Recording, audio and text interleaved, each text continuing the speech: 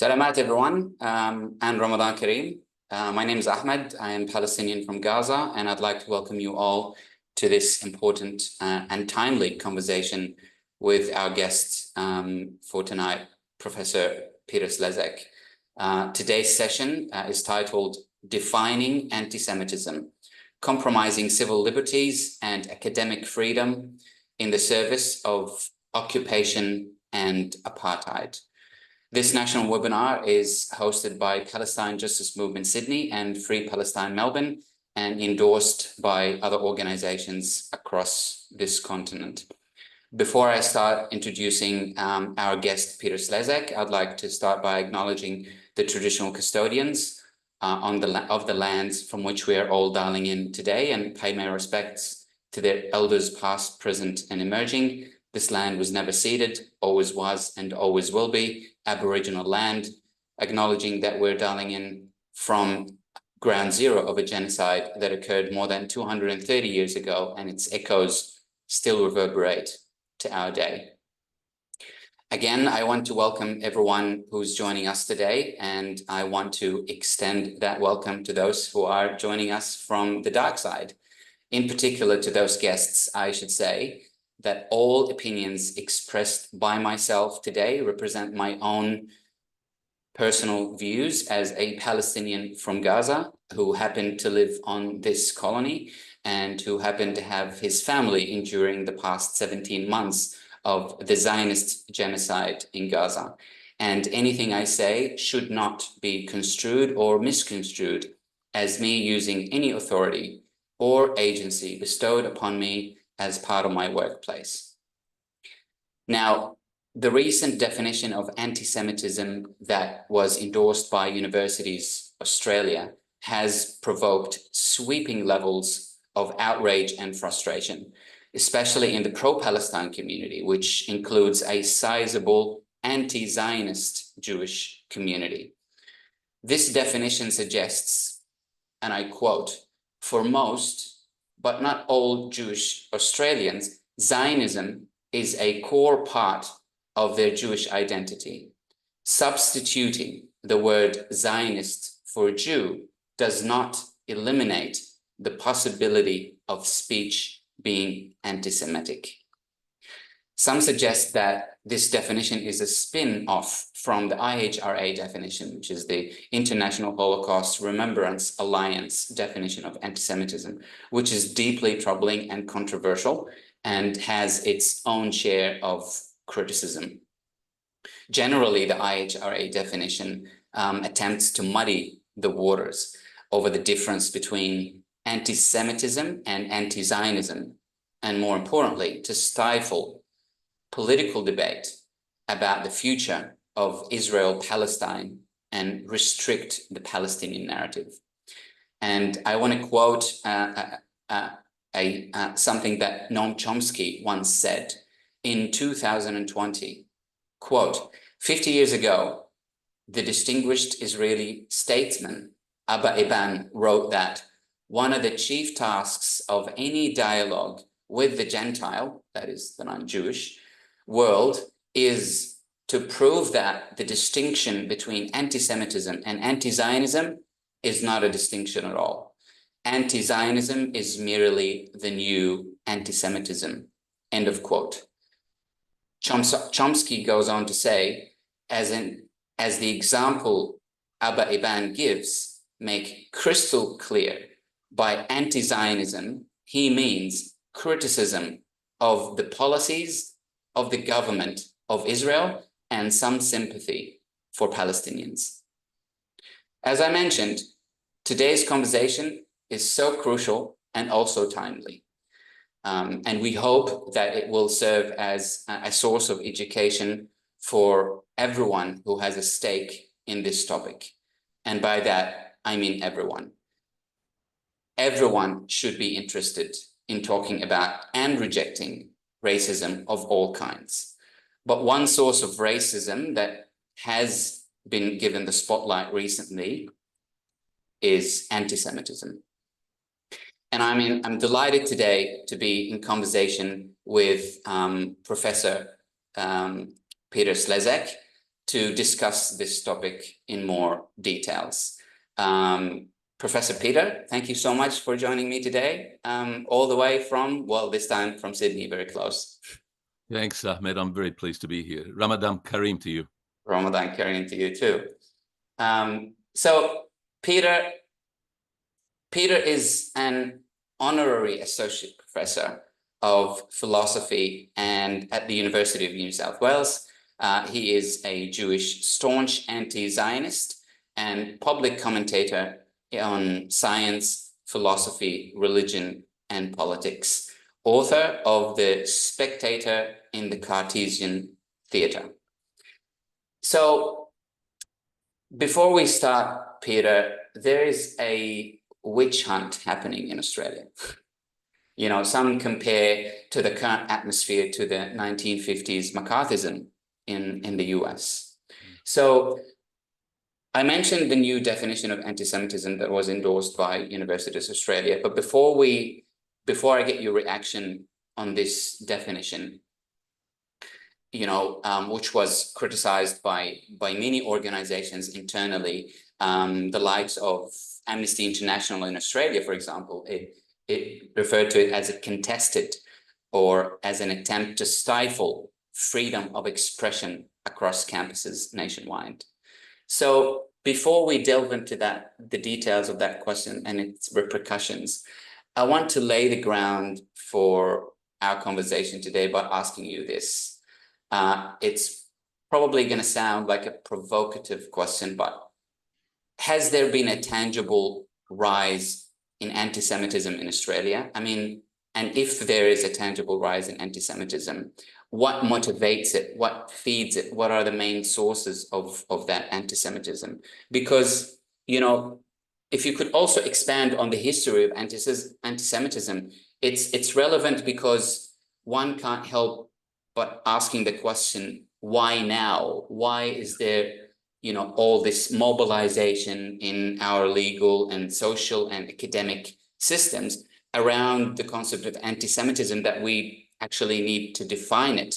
So I know there's a lot of questions out there, but is there, I mean, because when you go out there and say, no, there is no anti-Semitism, it's not rife, it's not on the rise, it's all, you know, a joke or something. So you get criticized heavily in the community. So what are your thoughts on this question? Yeah, it's the right question to ask. Look, just let me begin by saying I got criticized in a speech I gave to the Gaza rally for sounding like I was downplaying the extent of it or denying its existence. I can't do that. I mean, look, it's an empirical question, but it's muddied because the organizations like the Executive Council of Australian Jewry and others who keep a track of anti-Semitism, they don't distinguish what you might call real Jew hatred from criticism of Israel. They deliberately conflate those. And so one has to be careful to separate those out. And I can't deny that there's some real anti-Semitism out there. But the interesting thing and the question that has to be asked is, why, if it did, why did it explode on October the 7th? In America, Mearsheimer, the political analyst, made the same point. He said, and so does Norman Finkelstein, by the way, in a very good speech, when he was pressed on the extent of anti-Semitism, it's not that you can deny it because there are extreme right-wing, you know, groups that are obviously anti-Semitic, but one has to put this in context. I think the hysterical outcry about it now is totally disproportionate to any real extent to which there's anti-Semitism. As we now know, but even before we discovered that the examples in Australia, they're all fake, even before we knew that, although it was pretty suspicious. I mean, they were stupid. You know, they couldn't spell Israel properly when they did their graffiti. And it was very suspicious even before it now became exposed publicly. The reality in Australia was that, as I said, the extent of anti-Semitism has been negligible. It's not irrelevant that, in my experience, there's been zero anti-Semitism in my whole life in Australia, zero. And so, and Mearsheimer made the same point, and so does Norman Finkelstein. One has to put this in context. I think the overblown overreaction to this has to be understood as completely unwarranted. And it's not to deny that there is some anti-Semitism out there, but the other thing to say, somebody online made a very good point. Criticism of Jews who support the crimes of the state of Israel, who support a genocide, is not anti-Semitism. One has to be very clear about this. Criticizing a group that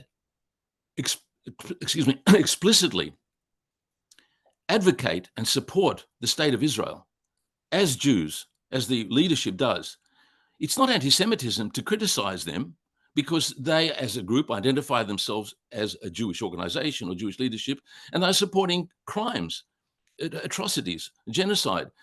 To call that anti-Semitism is really inappropriate. It's certainly a group of people that deserves to be criticized. It's very hard to walk this line carefully because inevitably you are talking about Jews as Jews. But look, there's a slogan which I want to spell out quickly.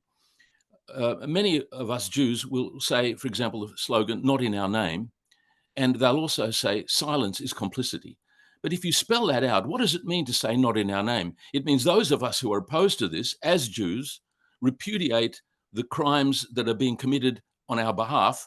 But it implies, what about the rest of the Jews who are not saying that, who are not publicly disavowing and dissociating themselves? They're, I think, justly criticized. It's not for being Jews, it's for not repudiating. They're placed in a difficult position. I've thought about this a lot, how to say this carefully. I think the Jews are put in an awkward position. When Israel claims to be a Jewish state, it is committing not only a genocide, but has an apartheid system discriminating on behalf of Jews, and Jews all around the world have rights that the Palestinians who are refugees don't have. This is being committed on behalf of Jews. So Jews are placed in an awkward moral position. You can't just ignore it and be silent about it. You kind of are forced to take a stand. It seems to me that there's no choice. This Israel and the Jewish organizations here who are so loudly supporting the atrocities and the crimes, in a way, ordinary Jews can't just be quiet about it. So this is a difficulty to get exactly clear on what is the moral responsibility. And I don't think sitting on the fence is an option. So I think that's the difficulty, how to state this properly. But it's not anti-Semitic to point to Jews. Look, let me give you an example. I grew up with my parents. It's relevant to mention here in case people don't know. My parents were Holocaust survivors. I mean, my mother was in Auschwitz and my grandmother, they both survived Auschwitz. My father was in other concentration camps. I grew up in this whole community. Most of my parents' friends were Holocaust survivors. But one of the interesting things was, maybe justly or unjustly, we all had a very critical opinion of Germans. There was, I mean, they wouldn't buy, German cars. There was this boycott of anything German. I mean, you can understand why one rightly was critical of the Germans. There was a book published not that long ago, which is not a very good book, but it used the title "Hitler's Willing Executioners" to refer to Germans. Now, it's not fair of all Germans. There were some admirable Germans, but there was a sense in which the Jews use a phrase, the righteous among the nations. This is a phrase that Jews use, and they celebrate it in the Yad Vashem memorial in Israel for those Germans that stood up at great cost, by the way, after 1933, to speak out was dangerous and very risky. So the question today is, why don't more Jews speak up and disown and dissociate themselves from the now extraordinary, extreme horrors of what Israel is committing in our name? So to walk that line carefully is difficult, but I think one has to recognize that Jews have a responsibility now, and one can't avoid that. But I do want to ask you this question. Why don't the larger, wider Jewish community come out in criticizing the state of Israel and the genocide and be more spoken out? It's a very good question. There are a number of reasons for it. One of the main reasons, I read the Jewish press. I mean, I read it, and I'm horrified. I don't think I'm overstating it to say that they are wallowing in October the 7th and the crimes and the attack by Hamas, which was pretty terrible. Of course, Israel was responsible for a large number of the deaths. But the Jewish press in Australia and in America and elsewhere are not paying attention to what happened in Gaza since. This is a horrible reflection on Jewish thinking. They are using language about the tragic case of the young kid in detention there, one of the hostages inside Gaza. They're obsessed with justifiable tragedy in one case and ignoring a genocide. Now, the psychology of this is very difficult to understand, because they're not paying attention to the immense tragedy of the Palestinians in Gaza. I'm horrified by this, because I can't quite understand it. They must see some of it, but the Jewish press is ignoring it. Gideon Levy in Israel will say that Israeli television doesn't show pictures of Gaza. And so somehow, and look, I talked to some Jews who are not only ignoring it, but actually downplaying it, or to use the vernacular, they don't give a shit. Now, that's a reality which is very disturbing. And if you don't mix in the Jewish community, you don't see it. Most of my Palestinian friends don't know how serious this denial is. And it's a reflection of the difficulty we face. So your question is a very good one. The polarization since October 7, it was bad enough before. I mean, I've tried over the years to argue and debate the Palestine problem with Jewish friends. It was hard enough. After October 7, it's become completely impossible. And it's because they're wallowing in their own, they're obsessed with their own particular perspective on this whole thing. It's almost that they can't see through this veil that is clouding their brain. And this is my next question, actually. I spoke with Professor Haim Rashid Zabner the other day about the Israeli society and how they see the genocide. And, more than 96% of the society, they actually agree that this is enough force or not enough force against Gaza. So does it also go to the level of indoctrination in the West as well? And, this perception of Israel, especially at the Jewish community, like they were born and raised having Israel as, like Naomi Klein mentioned, as this idol that they're worshiping throughout their life. Does it boil down to that kind of understanding as well? Yeah, but one has to distinguish Australia, I think, from America. Norman Finkelstein some years ago wrote a book titled something like "They Know Too Much." American Jews are different from Australian Jews. Most Australian Jews of my age had parents that were refugees from the Holocaust, a very large proportion. And in America, the Jews have a much longer history. They came out in, I guess, the 1800s, and they were on the left, and they were at the forefront of the civil rights movements, and they're in the professions, and they have a different complexion completely. And most of them are Democrat voters. In Australia, I think most Jews would be liberal voters here. They'd be conservative. The Jewish community in America is very different. They're in academia, in the law. They have an intellectual depth and sophistication. And I think that's different from Australia. So Finkelstein was pointing out that they're having trouble reconciling their progressive values with what they're starting to know about the history and the present crimes of the State of Israel. In Australia, I see much less evidence of the Jewish community struggling with that attempt to reconcile the realities of the State of Israel with their values, because I don't think they have progressive values as much as the American Jews do. That's an important difference. But in America, I mean, the Jewish Voice is for Peace, and a lot of Jews are standing up for Palestine. That's a significant development in America. Here we've got, fortunately, the Jewish Council of Australia and others that are having a significant impact. That's a very important development, but it's not enough.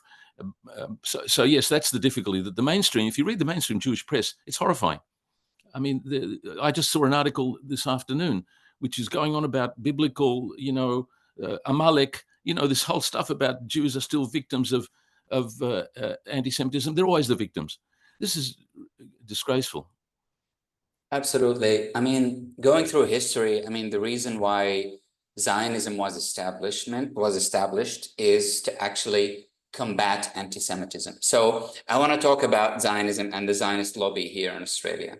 I mean, how useful has the Zionist lobby been in Australia to kind of combat or influence anti-Semitism in Australia? Is it helping? And, what's your thought on that? It's making it worse. I mean, the Zionist lobby, I just posted a nice interview or a speech by the American woman, I can't think of her name now, whatever her name is, Halper, Katie Halper, I think it is.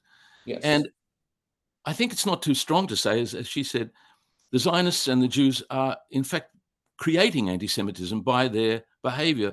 Look, the Zionist project is a terrible crime from the beginning. And I didn't know this. I mean, most of us perhaps didn't know this growing up, but the history of it is very shocking. I can tell you an interesting personal connection to this. My mother's first cousin, I grew up with a kind of uncle here, my closest family. He was the federal head of the JNF in Australia. The JNF is the Jewish National Fund, and their responsibility is this quasi-governmental organization. Their responsibility is the expropriation of Palestinian land. And he was their representative in Australia for 40 years. I've got a picture of him with Ben Gurion. Well, the JNF is responsible for stealing Palestinian land, not allowing Palestinians to return. So Zionism, the history of Zionism is actually very shocking. It goes back, of course, to the Balfour Declaration, where it was explicitly to expropriate the Palestinian land. The more you read about the history, the worse it is. I mean, so Zionism is not a benign project of coexistence. And in fact, the early founders of Zionism were very much more honest about it. I mean, Ben Gurion and others were very clear that they have to expel the Palestinians. They said so explicitly. Nowadays, it's not polite to talk that way. But the earlier founders, people like Jabotinsky, for example, they were very clear, very open. Now, most Jews may not know this history, so they have this fantasy, this delusion about Israel. But I can't understand today how that's possible, because the realities are that this is a horrible racist endeavor. Now, by the way, it's interesting when I use that word, the definition of anti-Semitism says that to call Zionism or Israel a racist endeavor is an example of anti-Semitism. No, it's a simple fact. It's a simple objective description of the Zionist project. It's not even controversial. So this is what we're up against. You know, a lot of those definitions are simply stating things that are uncontroversial facts. And now Palestinians are having to defend themselves for being anti-Semitic, for simply reflecting the objective truth about the whole history. And I remember reading about Edmund Samuel Montague. He was, part of the anti-Zionist Jewish leadership, and he was the only figure in the British cabinet back in the early 20th century. And he actually described Zionism with worse terms than this. He called it as mischievous creed. It'll prove as a rallying ground for anti-Semites and anti-Semitism in every single country. So the early Jewish community knew what Zionism is and what it's going to do. Well, Edwin Montague knew.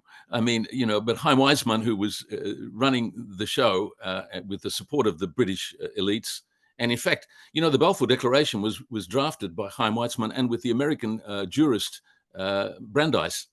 They cooked this up, and it was a deceitful document. They talked about a Jewish home. They meant a state. It was already planned to make a state to displace the Palestinians way back in 1917.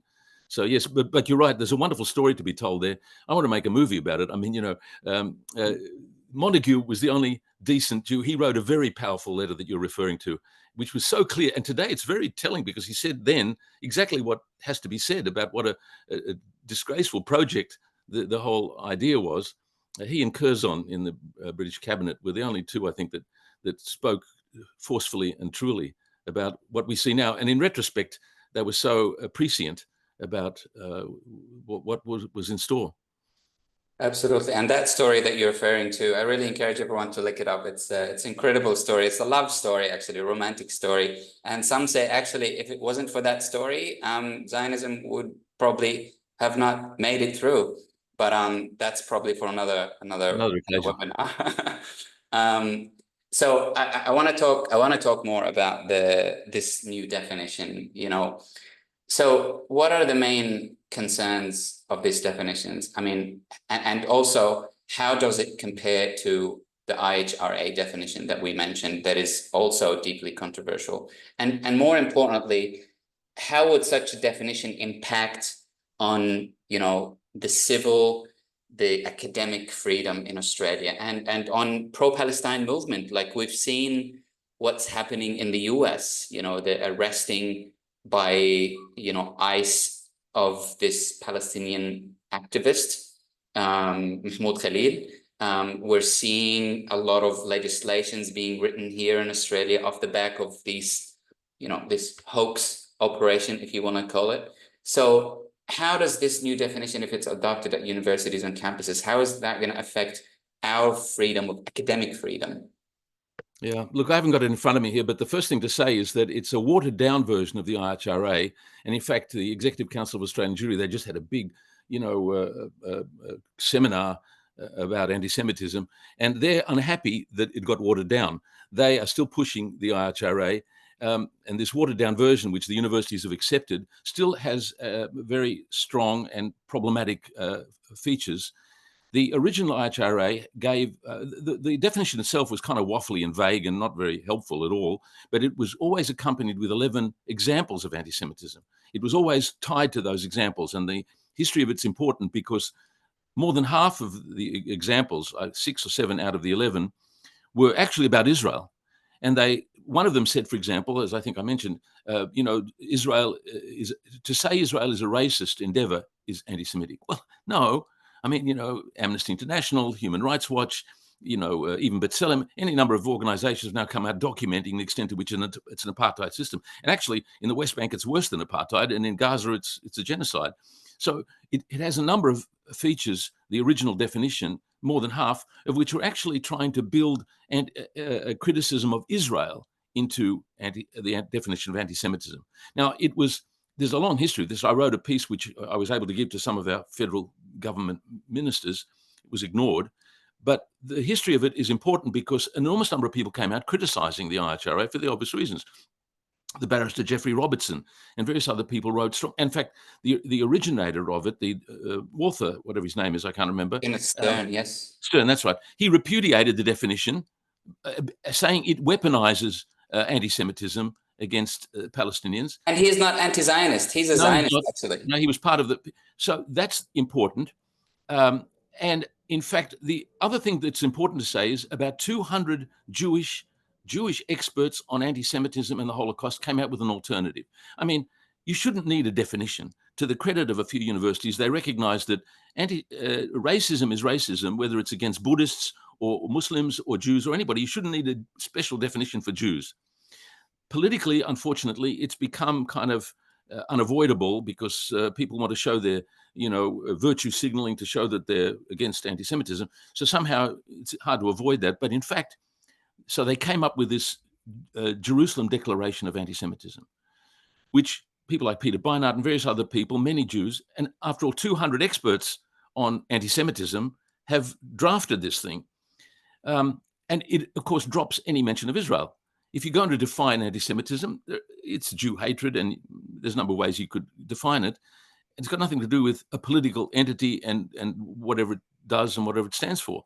So unfortunately, the JDA hasn't had the kind of uptake and attraction that I would have thought would be important and helpful. That's a whole other debate. It's been rejected by many people, but maybe still important to revisit, because if we have to fight back. Look what's happened since the original IHRA was drafted. It's only become even more powerful as a weapon, and as they say, weaponized against Palestinians. And it would help if we had some way to push back against that. So in a way, that confirmed that the alternative, the JDA, might have been a useful way to push back against that. So the new definition that the universities have adopted are a watered down version of that. And everything's always qualified to sort of get them off the hook. And I can't remember exactly the particulars. You may have it in front of you there. But actually, a very good response to it was written by the Jewish Council, what they call the Jewish Council. They got a very strong and very powerful response to it. And it's really unacceptable because it is weaponizing a criticism of Israel and really hosing down critical speech and academic freedom and all the values that we should have at a university. So this is problematic. And now, I don't know, all the universities in Australia have adopted this. Yes, I mean, now it's left to the different universities how they want to adopt it, how they want to implement it on their campuses. So it'll be interesting to see how that will feature in the future. And I kind of agree with you on terms of the Jerusalem definition of anti-Semitism. I mean, being an alternative, it has absolutely no mention of criticizing Israel. And when you talk about Zionism, equating Zionism with Judaism, that's what the current definition seeks to do. It's just, it's absolutely absurd, because talking about a religion more than 50,000 years old religion with a less than 100 years old political ideology. And two things I'd say about that. One is that the definition tries to fudge it by saying that, well, of course, talking about Zionism isn't always anti-Semitic, but it might be or could be. And they're sneaking it in that way. So it's really inappropriate to refer to Zionism as even possibly anti-Semitic. I mean, you could find anti-Semitism anywhere. You could say anything and it might be anti-Semitic. This is ridiculous. The other thing I wanted to say relevant to this is the attempt to identify anti-Semitism with Palestinian dissent and resistance is really inappropriate if you confront the number of Jews in the world that are anti-Zionist Jews. And in America, unlike here, there are hundreds of thousands of Orthodox committed Jews. They call themselves true Torah Jews. Most Jews in Israel are atheists and agnostics. So the idea that you can somehow show that it's anti-Semitic to be supporting the Palestinians because if you're a real Jew, then you support Israel. It's just refuted by the fact that you've got hundreds of thousands of really ultra-Orthodox Jews that are repudiating and anti-Zionist. That's a very important thing. It doesn't get as much attention as it deserves because it doesn't help the Zionists to show that if you're a real Jew, in their terms, they take literally a lot of the fundamental aspects of Judaism and their scriptures. 100%. And that's the deviousness of Zionism. It kind of hijacks the entire religion. I do want to encourage everyone to start putting the questions in the Q&A, and I can see a hand there. I would like to request from that person and the second person that just raised their hand to put the question in the Q&A, because we won't be having questions said out loud.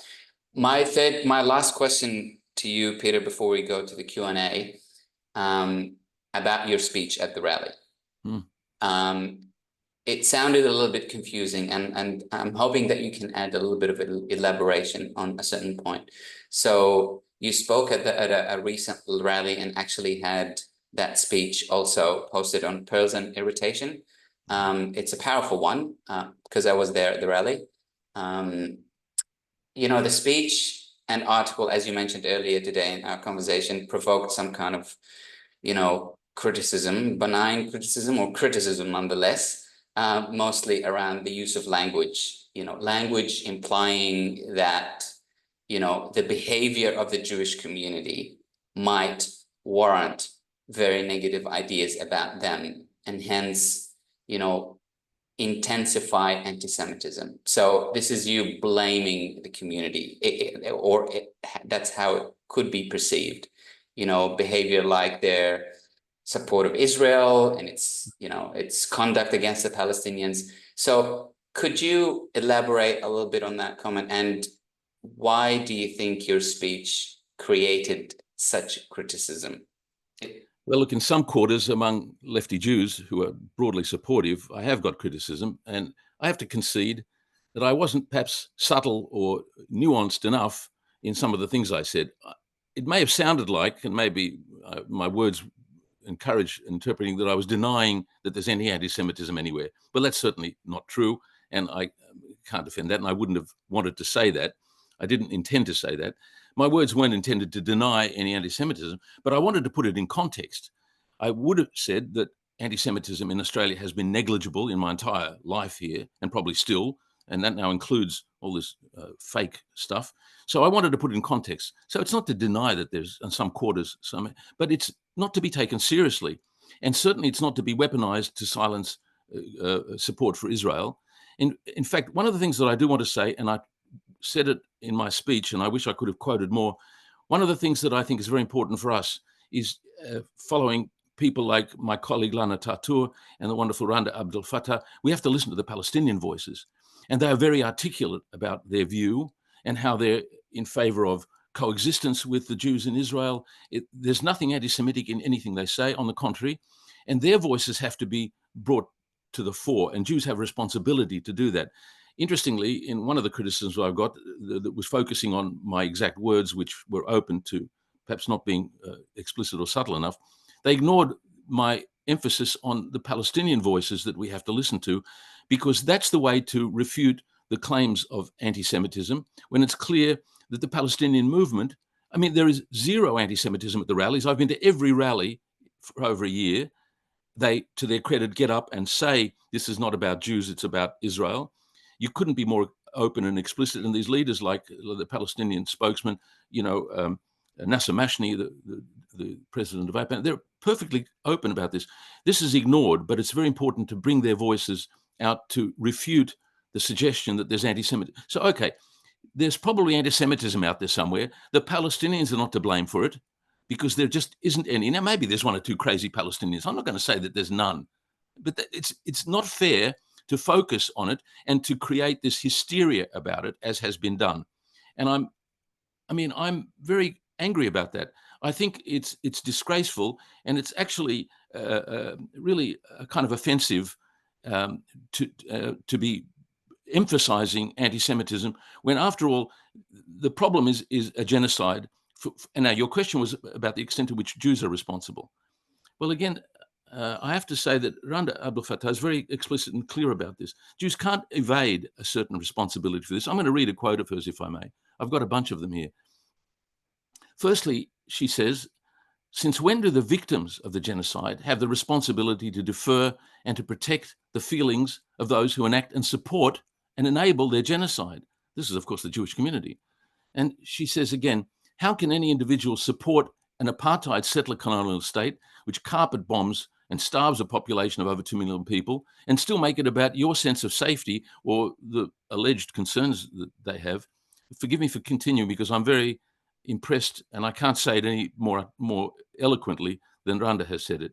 And she says, given the hysteria about kefirs and slogans and the rallies, she says the feelings and fragility of Zionists are used as a rhetorical shield to deflect from engaging with the moral and material reality of the genocide. I think that's the important point, that we are diverted from this horror for which the Jews bear a responsibility. That's part of your question. The Jews can't evade the fact that this is being done in their name, and they have a responsibility.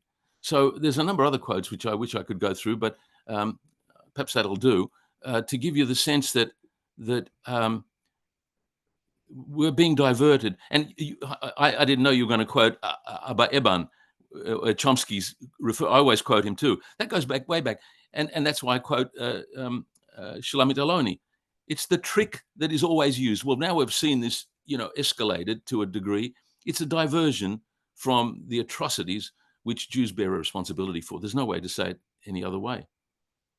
Absolutely. It goes way, way, way back. It's a trick that all the Zionists use to smear any critic of them as anti-Semitic. And, talking about anti-Semitism and the pro-Palestine movement, I want to also kind of paraphrase what Rafat Larir, the poet, Yes. who was murdered in Gaza last year. I met him I got to meet him in Kuala Lumpur in Malaysia. Such an incredible character. And he was quoted to say, I'm paraphrasing here, that we should not apologize for anti-Semitism because we have as a pro-Palestine, as Palestinians, we have an umbrella understanding that there's absolutely no intent for us to kind of fight against or criticize Jews for being Jews. And I probably would want to quote Ahmed Yassin, the founder of Hamas. He once in an interview said, if an Arab country comes to Palestine and does what the Jewish people are doing to us right now, guess what? We're going to be fighting them exactly the same way. So it's never about, the Jewish people for being Jews.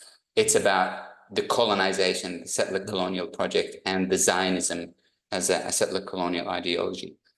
It's been incredibly engaging. Thank you so much, Peter. I do want to start having the questions. Again, for those people who are raising their hands, please put your question in the Q&A box and I'll get to it very soon. So the first question goes like this.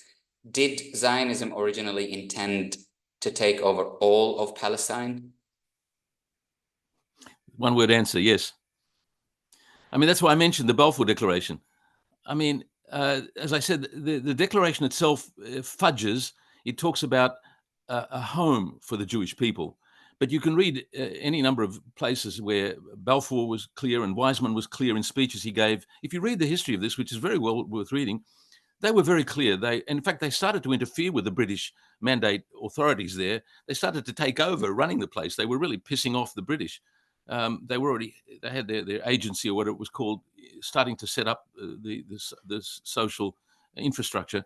So yes, I mean, from the beginning, and then of course they were bringing in huge numbers, were increasingly being brought in. The British were trying to stop it to some extent, but the British were helping the Zionists. So it's not a nice story. It's a very ugly story. And you mentioned rightly, that's why the answer to it, you just have to read Edwin Montagu's response to the Balfour Declaration. It's so clear what the intention was. And as I say, they didn't hide it. Even Chaim Weizmann in his speeches, it was absolutely explicit. And they had this disdain for the Palestinians. I mean, you know, the Balfour Declaration doesn't mention Arabs or Palestinians. It uses the phrase the non-Jewish population. It was already this racist document. And of course, Balfour was paradoxically an anti-Semite as well as a racist in other respects. So it's a very ugly story. That's something that Jews have to confront because they've been told a lot of bullshit their whole life. You know, it's relevant to mention here that when I was young, there was a movie based on a book by Leon Uris called Exodus. Younger people won't know this, but there was the theme song was a hit on the hit parade, and it starred Paul Newman, this beautiful young man, and it was about the refugees coming from the Holocaust. And I have to mention, of course, my uncle in Israel had the tattoo on his arm, and he told me that he came from Auschwitz. He arrived in, I asked him in an interview, it's on tape, I asked him, when did he arrive in Israel? He said, on the day that the state of Israel was proclaimed. That was the 14th of May, 1948. And that film is about the refugees in the refugee boat coming out. And it doesn't mention Palestinians. It's like, you know, the mythology of being a land for a people without a land, and you know, all that stuff, as if there were no people there. This is what we all grew up with. That's why Ilan Pappé and even Benny Morris and Avi Shlaim and the historians, it's relatively recently they started to tell us that the entire story of Zionism has been a lie. Jews have a lot of trouble swallowing this. It's actually a shock. You know, it turns out it's an atrocity and a crime that has been perpetrated on the Palestinians, and Jews have to confront this. It's tough. Absolutely. Thanks for that, Peter. So my next question is, are these IHRA and UA definitions legally binding or enforceable?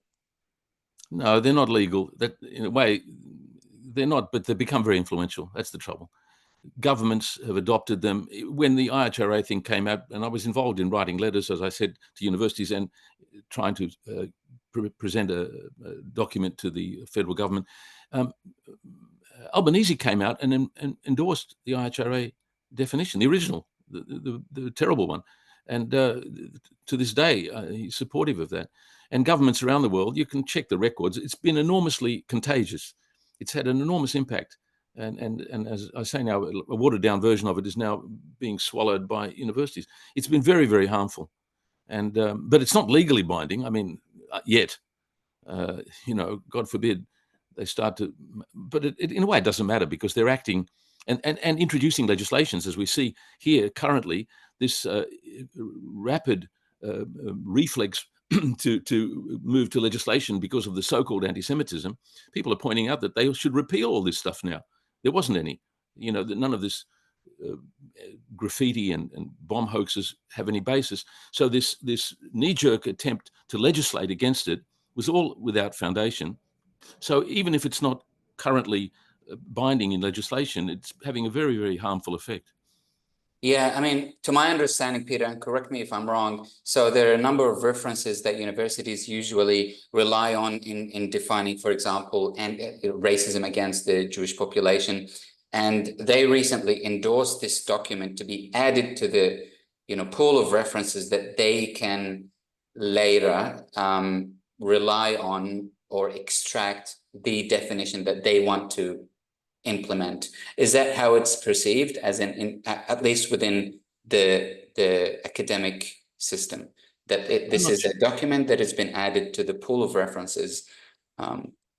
Look, I don't know what the status of it is when a university endorses this.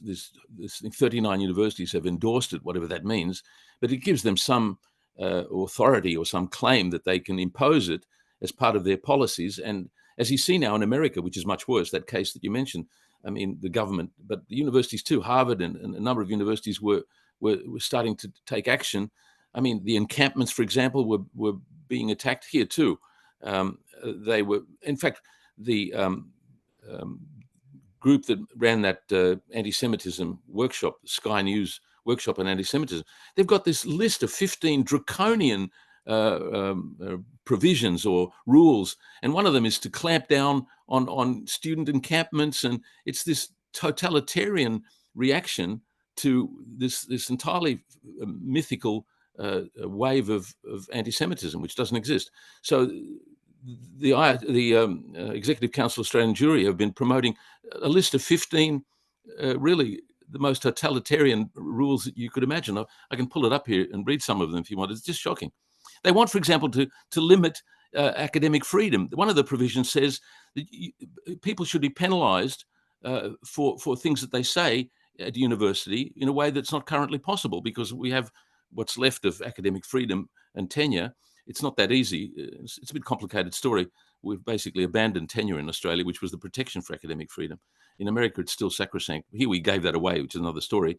But even so, the idea of academic freedom is still understood to be an important value. Well, they want to undermine it by finding ways to penalise academics for saying things that these Jews happen not to like very much. This is very serious. And I hope the government, although not too much hope, that they will resist this. But let's talk about the examples of this, the consequences of implementing this definition. I mean, you're an academic as well at UNSW. Like, what would the implementation of such a definition look like? I mean, if you criticize Israel or if you criticize Zionism and so on and so on, what would you be subjected to as an academic or as a student, for example? Well, disciplinary proceedings of various sorts that are available to universities. In some cases over the years, they've even, I'm aware of some cases where one Palestinian academic was carpeted by their vice chancellor. I was called in to my dean when I made a speech to the students not that long ago. Actually, I quoted Randa Abdel Fattah, and somebody must have complained, and the dean called me in to reproach me. She ended up saying that there was no action to be taken, but I had said, I can tell you what I said. I said, Jews need to be made uncomfortable. I mean, this was regarded as somehow shocking, and predictably somebody complained. Well, I mean, I think that is right. You've heard me say things like that, and Randa is absolutely correct about that. So the universities, even if they don't act, they're creating a chilling effect on academics who now have to be careful about what they say. And there's this sense of this big brother watching, and it's chilling what ought to be the free expression of criticism of Israel as a political matter. It's clear that the atmosphere is now increasingly making this difficult. As I say, tenure in Australia doesn't exist anymore, so people are not even protected. Absolutely. It's dangerous times we're moving into right now. There's another question that goes, is there a danger that the word anti-Semitism has lost a lot of its sting because it's being overused by Zionists? Yeah. Doesn't it dilute the very real claims by Jews who experience true, racism and anti-Semitism? Yeah, of course, that's exactly right. I mean, as one of the posts I mentioned said, look, Jew hatred exists, but it can't be simply identified with what Jewish people might be supporting when they're supporting Israel. That's, as I said before, that's not Jew hatred. That's hating people that are doing shitty things. I mean, and this, it's sort of justified. It's got nothing to do with their Jewishness. As you said, if they're Buddhists or anything and they're involved in a genocide, you're not hating them because they're Jews. You're hating them because they're committing a genocide. So we have to be very clear about that. It may be a bit hard for some people's brains to separate out, the Jewishness from the political programs that they're supporting. So, okay, take the Australian organisations. What attitude should we have to the Jewish Board of Deputies, the Executive Council of Australian Jewry, the Australian Israel Jewish Affairs Committee? They're all Jewish organisations, and they're uncritical supporters of the genocide. Well, okay. I mean, you know, this creates a kind of a problem, and they hide behind the anti-Semitism, as I read from Randa and others who are very clear. They use this as a shield to protect themselves, and they deserve to be criticised. There's just no way around it. I mean, what are we supposed to do? And to the credit of, I keep mentioning Randa and others who are very clear about this, because they're the victims of this, and they see it more clearly than anybody. And my point is, I keep mentioning them because I take it as a serious responsibility for Jews to understand the Palestinians. The Palestinians are grieving and traumatized. And here we are worrying about fucking definitions of anti-Semitism. It's just shocking. It's really a scandal, and it's an obscenity. Let me put it as strongly as I can. This whole discussion that we're having, we have to have it. I understand why we're having it. But the whole diversion to worrying about what's anti-Semitism is not, what's not, it's an obscenity, when our real concern as Jews ought to be what we bear some responsibility for in what Israel is doing in our name. So that's the strongest I can put it. Absolutely. And a father from Gaza once told me that, you know, he's got 2 small kids, and he said, I don't want my kids to grow up hating Jews, but what do I do if the only Jew that they knew is one holding the gun in their face? And you know what? That's a nice answer. And you know what? Contrary to the Jews that you know, criticize me, like recently, for saying anything, I think I'm doing a favor to Jews. Me and the anti-Zionist Jews are doing the other Jews a favor, because we, and I'm not just talking about myself, of course, I'm talking about Norman Finkelstein and the Jewish Council of Australia and others. As much as they're getting hate from the Zionists, they ought to wake up to the fact that we're the proof that anti-Semitism is unwarranted, because there are Jews here and hundreds, as I mentioned, in America and elsewhere, that are standing up for Palestinian justice. And so we're helping to refute the idea that anti-Semitism has any basis. I couldn't agree more, and it's a tough task, and it's very courageous of those anti-Zionist Jewish communities to come out against this flood and storm of the Zionism. Can I just jump in and answer that too? Look, people say that, but look, in Australia, this is not Nazi Germany. If you were an anti-Nazi, you got the Gestapo shoot your brains out. I reject the idea that it's brave. Okay, so you get some rude remarks, you get some abuse, but we're talking about a genocide. How bad does it get before you stand up and speak out? The idea that it takes courage, my question is the opposite. What is the matter with the rest of the Jewish community who don't stand up when there's no real cost? Okay, so people will be rude to you. I mean, what are we talking about here? This is not Nazi Germany. That's, in a way, the other way around. It doesn't take any courage to firstly speak the truth, and secondly, to stand up for what are uncontroversially atrocities on a large scale. So that's the paradox. It doesn't take any courage. That's the real interesting insight into the psychology of people who, for whatever reason, haven't got the decency. Okay, so, you know, a couple of friends will be rude to you. I mean, look, I'm maybe overstating it. I know friends where in the family, their family would be upset with them. I get it. But, you know, this is, how bad does it get?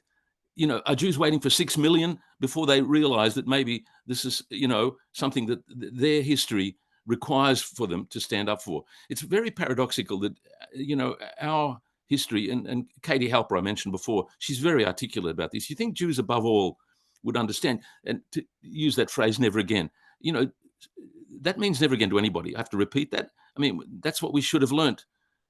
Sadly, most Jews don't see it like that. They only see it about themselves.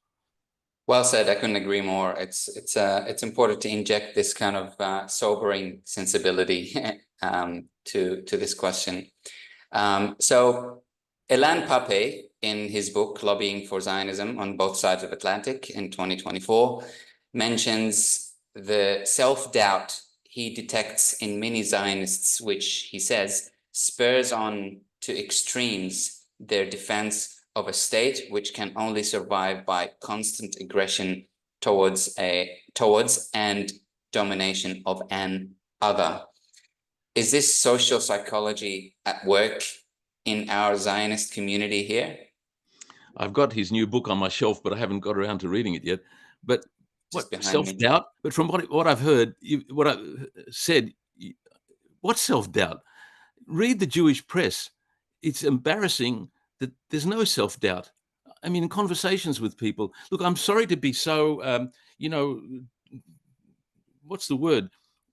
Exposing the awfulness of attitudes in the Jewish community. But that's just the reality. And frankly, I think we need to face that more seriously. We need to engage somehow with the Jewish community because there's not a lot of engagement. You know, those of us involved on the Palestinian side, we're having rallies and we have meetings and there's all this stuff, but we're mostly talking to the converted. And the question of whether there's any self-doubt, I mean, I don't see much of it, to be honest. I mean, maybe I'm not talking to some of the silent majority of Jews that are squirming. They ought to be squirming. As Randa said, we ought to be making them uncomfortable. But I'm not seeing it, at least in the press, the Jewish mainstream spokesman. On the contrary, they're cheerleading this horrible atrocity and genocide. One last question about Zionism, and then I want to move on to talking about the IHRA and the definitions introduced and endorsed. So the question goes, Peter, could you elaborate on what you meant by most Israelis are agnostic or atheist within Israel? Is Jewish identity considered more of an ethnic than a religious identity? How does this feed into the development of an ultra-nationalist ideology? Yeah, that's a really good question. And maybe people on the outside don't understand this. I mean, look, Herzl was an atheist. So the founder of Zionism was not a religious Jew. And they use religion as a cover. But most, I mean, I don't have the data, the statistics, but most Jews I grew up with were not religious Jews. They were agnostic, I guess. Most Jews in Israel are secular agnostic Jews. You could find better data. I don't have the exact data. So it's not a religious movement in the sense of a commitment to the dogmas or the doctrines of Judaism. That's why I mentioned the so-called true Torah Jews that are the ones in the black hats that, you see in New York. It's an ethno-nationalist movement. Zionism is an ethnic supremacist movement. That's the only way to describe it. Now, the Judaism is a cover. It's got nothing to do with the religion. And in fact, as I keep saying, the ultra-Orthodox Jews, they're anti-Zionist because actually the Jews don't get to have the state of Israel until the Messiah comes back. You know, that's their doctrine. And they say all the right things about Zionism. They say all the things you and I would say in criticism of Israel. They're out in the streets there. I'm a bit surprised. I don't fully understand why the Palestinian movement hasn't given more attention or embraced them, because they're the refutation of this anti-Semitism accusation. You've got 100,000 Jews in black hats in a baseball stadium in New York saying everything you and I would say. So you can't accuse them of being anti-Semitic. It's a joke. So yes, the question's a good one. If you travel in Israel, I mean, they go through the motions. It's a bit like, I don't know, Italy's Catholic, I mean, they have certain rules that the legislation observes certain things. You can't do certain things on the Sabbath. But we're talking about where the leading politicians, the founders, they weren't religious Jews, none of them. Absolutely. It looks like we're going to stay on the topic of Zionism for a bit. Because there's so many questions flooding in. So someone's asking, in Israelism, the film that was released a couple of years ago, we can see how American Jewish children are indoctrinated in Zionism from a young age. Does this happen in Australia as well? I mean, given what you said about the two countries being quite different. Yeah, look, it's hard again give a statistical picture, but yes, kids go to Jewish school, they go to Sunday school. The Jewish community tends to be a fairly isolated, ghettoized community. Maybe younger people are less so today. The Jews I grew up with are still at dinner parties with each other. They married one another. I made, a terrible sin. I married out, as they call it. I married a Catholic, so I was already, disqualified. Living in sin. Yeah. So but certainly the Jewish engagement here, the education encourages kind of a commitment. There were the Zionist youth groups. I never went to them. Again, one of the maybe the reasons I was somehow different. There was the Beitar and Habonim and these. I thought they were just holiday camps for young people, but they were Zionist. They were Zionist youth camps. And most of the people I grew up with, most of my friends went to those summer camps. And you get your head full of Zionist mythology. So I don't know the statistics exactly. I know a couple of young people that went through Moriah, and they're very heavily Zionist. I mean, these Jewish schools, they're very careful to maintain a kind of doctrinal purity.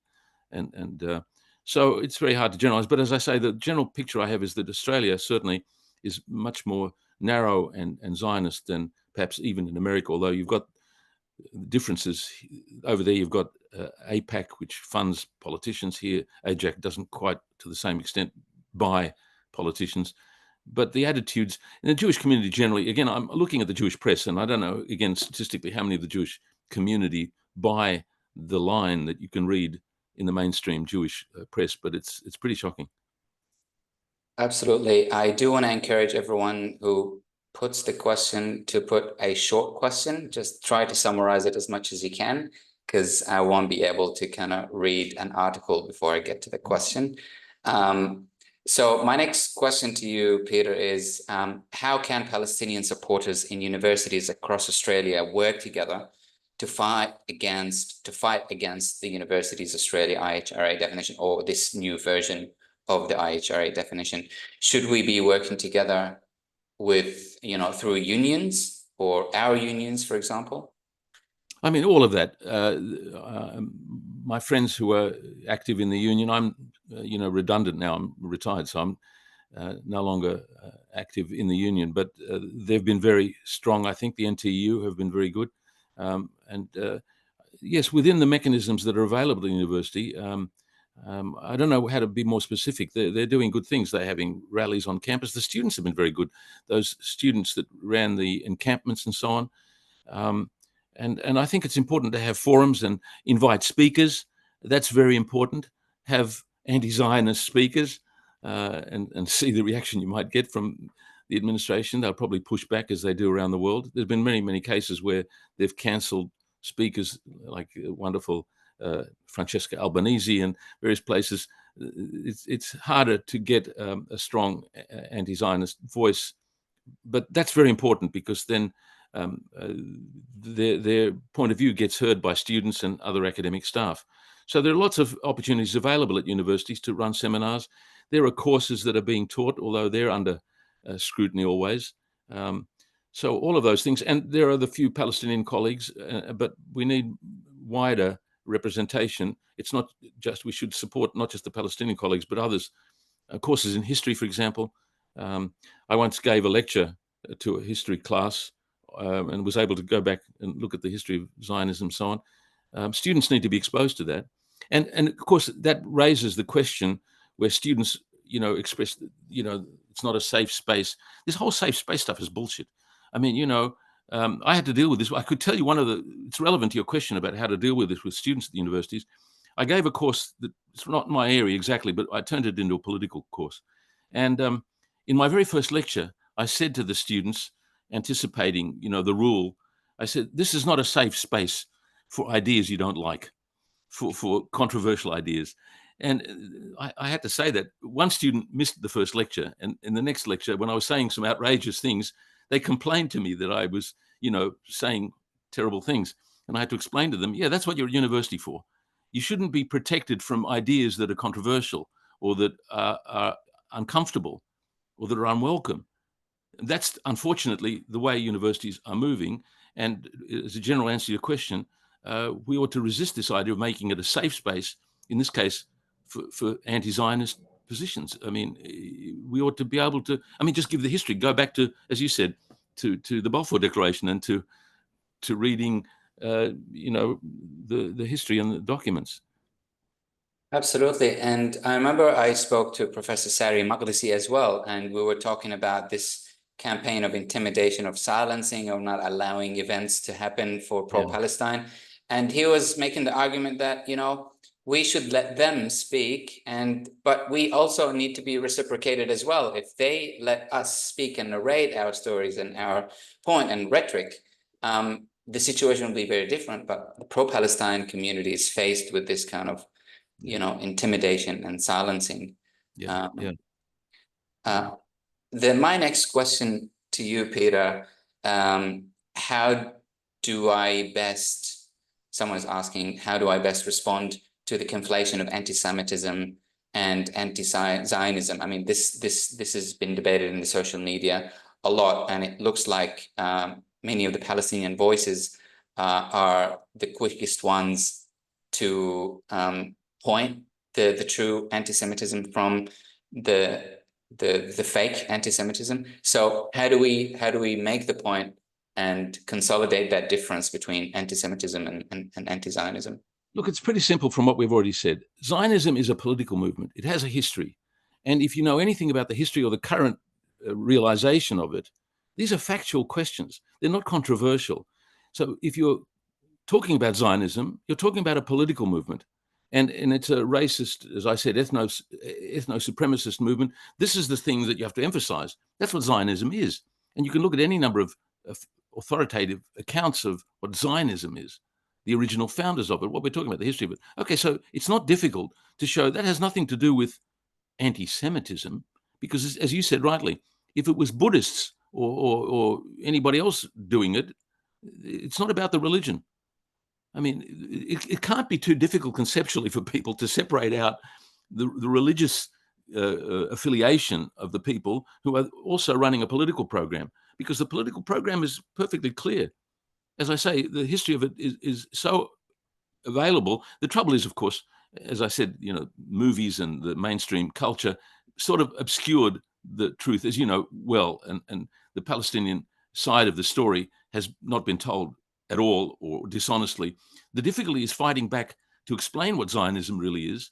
And of course, you get people, these propagandists that are very vocal, and people like, Alan Dershowitz and various other people that are pushing a story. Okay, that's the debate. Whenever I give a talk, when I give talks, I often put up Alan Dershowitz's picture and Norman Finkelstein's. Okay, so people are entitled to try and figure out who's telling the truth, because they're both academics, and, or Chomsky on one side. Okay, that's a fair question, but it's a matter of how well informed you are. And the distinction is clear. It's not that hard to understand the difference. Anti-Semitism should not be mixed up with political questions. It's a form of racism. That's all there is to it. And presumably some people are racist. I've got another point I might make. I've thought about this a lot. In a way, it doesn't matter if some people are racist. So let's say, hypothetically, some of the critics of Palestine and the Palestinian movement are racist. So what? On the one side, you've got maybe some racists, but on the other side, you've got people committing a genocide. I mean, so what? So I'm a self-hating Jew, and you're a fucking genocider. What are you complaining about my psychology or my racial attitudes? It's obviously a scam. It's obviously an attempt to shut people up. And even if you are a racist, it's not an answer to somebody who's committing genocide. So in other words, it's kind of loses whichever way it goes. I mean, we're arguing and talking about how it's not well founded usually. The accusation is usually not appropriate. But even if it were appropriate, so someone's a racist, and that motivates what they're saying, it doesn't mean what they're saying is false. If you're a racist and accusing Israel of crimes, it doesn't mean that Israel's not committing crimes. It's kind of a pretty simple. You don't have to be a philosopher. You don't have to be an academic to sort that out. That's why it's tragic that this thing seems to work on people. It's this ad hominem, we say. You accuse people of terrible motives. It's like in the Soviet Union. In the old days in the Soviet Union, they would say that if you criticized the Russian system, the Soviet or communism, you were a lunatic. You had to go to a lunatic asylum. It's like a crazy way of dealing with dissent. Dissent, it can't be dismissed by psychoanalyzing the person who's a dissenter. The question is whether what they're saying is true, whether what you're saying is true or not. That's not to do with what your motives are. So in a way, the whole bullshit about anti-Semitism is really irrelevant anyway, even if it were justified, which it's not. 100%. It's a distraction at That's right. best from the main goal, which is, targeting this genocidal state that Yeah, is state of Israel. Unfortunately, it works on the heavily indoctrinated yeah, population, yeah. coupled, of course, with the extreme influence that those Zionist lobbies That's right. have in our political system. Yeah. Um, so there's an interesting question here, quite provocative as well. Is it not up to mainstream Jews to decide what is anti-Semitism? Aren't efforts to refute anti-Semitism by others fundamentally disingenuous? It's a good question. I mean, when the IHRA was being promoted, the Jewish communities, the Jewish lobbies that were pushing it, claimed, and they said it explicitly, that they had a right to define it. They somehow had an exclusive right to say what's anti-Semitism and what's not. I don't accept that at all. I mean, it's an objective question that has criteria. And the Jews, predictably, for their own reasons, and I think the Australian judge, Sackville, who wrote about it, and I think Jeffrey Robertson as well, Jews don't have a privileged position in defining this racism. They're the victims of it, if it exists, but there's nothing that gives them any privileged, what would you call it, status to tell everybody what it is, because they want to say that it's criticizing Israel, as we see in the IHRA. So it's an objective question that needs to be discussed, and one has to judge the claims on their merits. It's not a question of your credentials exactly as a Jew or non-Jew. I mean, I can decide whether in America there was anti-black racism, or here in Australia anti-Aboriginal racism. I don't have to be an Aboriginal to pay attention to that, or to have a decisive view. I think that's a special pleading, which is obviously designed to silence critical voices, and I don't think we should take that seriously. Absolutely. I mean, the thesis of the question is targeting, let the Jews, the majority of the Jews identify what that definition is. But when you incorporate the concept of Zionism in it, you Yeah, take it out that's right. of that category.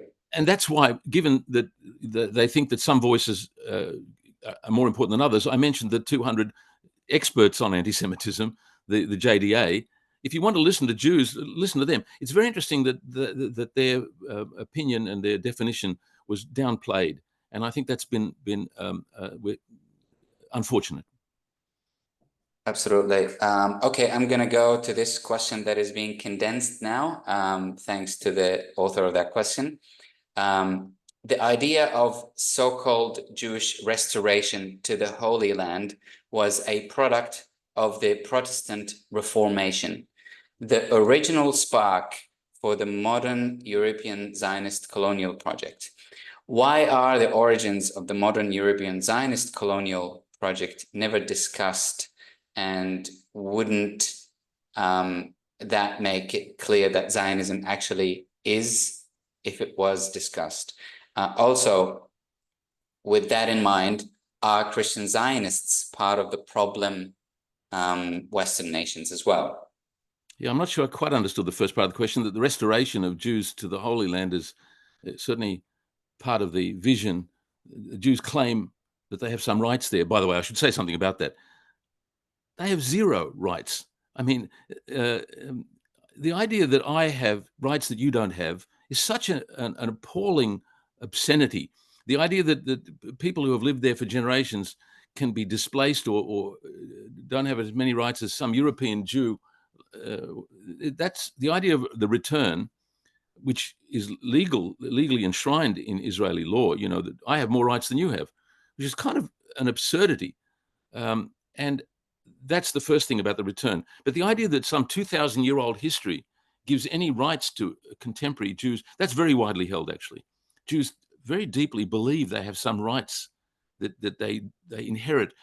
That doesn't make any sense. I make a joke about it. Do the Muslims have a right to Spain? I mean, it used to be Al-Andalus.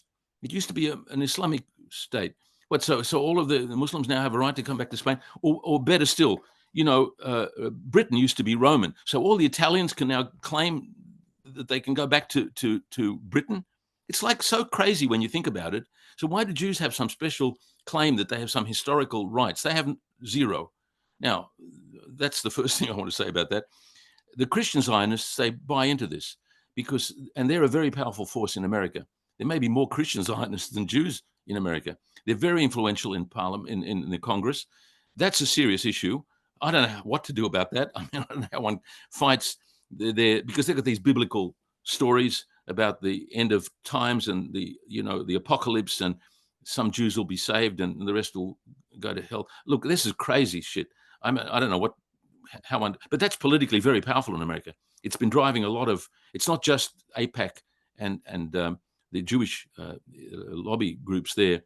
That's a problem in America.